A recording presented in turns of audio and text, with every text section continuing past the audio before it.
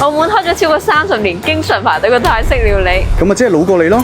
老過我唔係好正常咩？我覺得佢嘅冬陰功湯係全澳門最好飲嘅。大家記住，有時女仔講嘅嘢咧，未必信得過。聽講係泰籍主廚親自操刀，全部用嘅都係正宗嘅泰式香料。有時候正宗唔代表一定好食嘅。究竟2026年佢嘅水準有冇改變呢？教他。哇，呢度真係有啲泰國味，幾正喎！邊夠你正啊！你真係識貨。呢度真係勾起咗好多以前嘅回憶。咩回憶啊？同前暗戀對象私會嘅回憶咯。呢間鋪我已經嚟咗好多次啦，我直接幫大家嗌應該係呢30幾年嚟銷量最高嘅5個餸。由於時間關係，我幫大家嗌咗2杯嘢飲試下佢。檸檬百香果，微微酸，唔怕太甜，好清爽嘅感覺。呢杯 OK， 椰子冰，椰子味超濃，第一啖飲落去真係超正。但如果你平時唔中意飲甜嘢嘅話咧，呢個可能會偏甜少少。總括嚟講，我覺得呢2杯嘢飲都係 OK 嘅，你哋隨便嗌啦。第一個出場係我由細食到大，佢哋呢度主打嘅炸蝦餅。你睇下個炸蝦餅超大嚿啊，普通女仔食一個已經半飽啦。你唔係普通嘅女仔，因為你特別大食。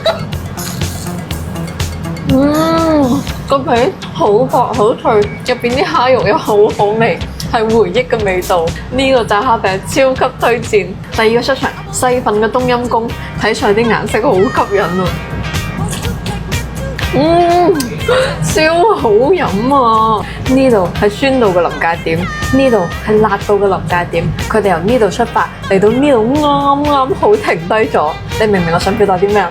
即係佢哋調教得啱啱好啊！我頂你咩？一句説話講就得啦，鋪墊咁多廢話。佢用咁大隻蝦嚟調味，唔怪得鮮酸辣全部齊全咯。加埋佢哋用咗好多正宗嘅泰國香料，所以啖啖都係泰國味。呢個冬陰功係超級無敵勁爆推薦。第3個出場，泰式燒豬頸肉，爽脆 OK。呢個豬頸肉食落去有一種由澳門飛去泰國嘅感覺。點解嘅？原味食咧就好似喺澳門食，點咗醬咧就好似喺泰國食。第4個出場，泰式醃鳳爪，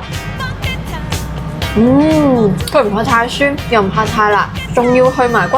佢俾澳門人調教過嘅泰式醃雞腳，呢個醃雞腳都係推薦嘅。最後一個出場，我最中意嘅泰式醃生蝦，